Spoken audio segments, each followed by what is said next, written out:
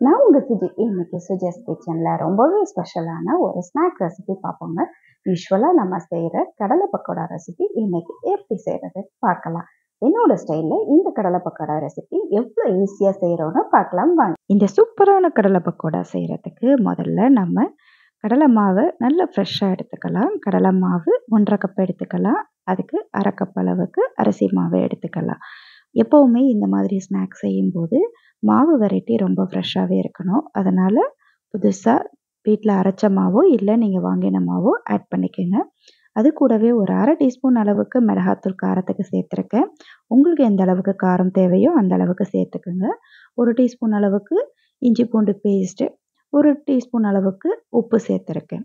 இதில் கடலையை முதல்ல லேசாக நம்ம நல்லா வறுத்து எடுத்துக்கலாம். இந்த பச்சை கடலையை டைரெக்டாக அப்படியே மாவில் சேர்க்காம இந்த மாதிரி வறுத்துட்டு சேர்க்கும் பொழுது நல்லாவே கிறிஸ்பியாக இருக்குங்க.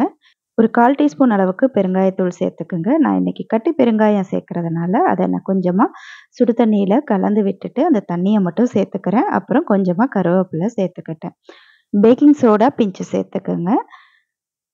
நல்ல எண்ணெய் காய்ச்சிட்ருக்கிற எண்ணெயை ஒரு டேபிள் ஸ்பூன் அளவுக்கு சேர்த்துக்குங்க. இந்த மாதிரி காய்ச்சின எண்ணெயை சேர்க்கும்போது நல்லாவே மொறுமொறுன்னு வரும். இப்போ நம்ம வறுத்து வச்சுருக்க கடலையும் இதோடவே சேர்த்துக்கலாம். சேர்த்துட்டு கடலை இப்போ சூடாக இருக்கும், அதனால் கவனமாக கையை வச்சு பெசருங்க. அதனால் முதல்ல நம்ம போட்டிருக்க மிளகாத்தூள், உப்பு, பெருங்காயத்தூள், அப்புறம் கடலை, கருவேப்பிலை எல்லாமே ஒன்றா நல்லா கலந்து வர அளவுக்கு கையால் பெசரி விட்டுக்குங்க. அதுக்கப்புறம் கொஞ்சம் கொஞ்சமாக தண்ணி சேர்த்து தண்ணி தெளித்து விட்டு கலந்து விடுங்க. ரொம்பவே தண்ணி ஊற்றிட வேண்டாம், ஏன்னா இல்லைன்னா பஜ்ஜி மாதிரி ஆயிரும். இந்த மாதிரி வேர்க்கடலையோட ஒட்டியும் ஒட்டாமையும் நமக்கு வரணும். இந்த பதத்தில் இருக்கணும். இந்த வேர்க்கடலை பக்கோடா செய்கிறதுக்கு பதம் ரொம்பவே முக்கியங்க. பதம் மிஞ்சி போச்சுன்னா ஒன்று பஜ்ஜி மாதிரி ஆயிடும், இல்லைன்னா வேர்க்கடலையோட மாவு ஒட்டாமல் தனித்தனியாக உதிர்ந்து வந்துடும். சரியான முறையில் இருக்கணும். இப்போது நம்ம நல்ல சூடான ஆயிலில் நல்லா கலந்து வச்சுருக்கிற வேர்க்கடலை மிக்சரை உதிரியாக போட்டு எடுக்கணும். ஆயில் முதல்ல நல்லா சூடாக இருக்கணும். ஆனால் நம்ம வேர்க்கடலையை போட்டு எடுக்கும்போது லோ டு மீடியம் ஃப்ளேம்லேயே ஆயிலை மெயின்டைன் பண்ணணும். சூடு அதிகமாகிருச்சுன்னா கருகிரும். அதனால் பார்த்து கவனமாக இந்த மாதிரி நல்லாவே கோல்டன் கலராக இருக்கும்போது பொரிச்சு எடுங்க.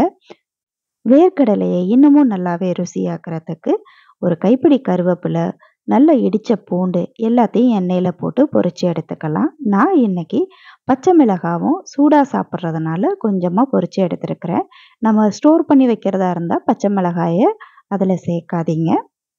எல்லாத்தையும் ஒன்றா மிக்ஸ் பண்ணி விட்டுட்டு நல்லாவே ஆற வச்சுட்டு நல்ல ஒரு ஏர்டைட் கண்டெய்னரில் ஸ்டோர் பண்ணி வச்சுக்கலாம். நல்லாவே 1 வாரத்துலேருந்து 10 நாள் வரைக்கும் இந்த ஸ்நாக்ஸு சாப்பிட்றதுக்கு ருசியாகவே இருக்கும். இந்த வீக்கெண்டுக்காக பசங்க சாப்பிட்றதுக்கு இந்த கடலை பக்கோடாவும் கார்ன்ஃப்ளாக்ஸும் பொரிச்சு வச்சுருக்கேன்.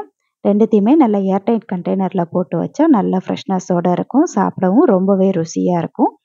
நீங்களும் இதே மாதிரி ஆரோக்கியமான ரொம்பவே சுவையான ஸ்நாக்ஸ் ஐட்டத்தை வீட்டில் இருந்தே குழந்தைங்களுக்கு சுவையாக செஞ்சு கொடுங்க.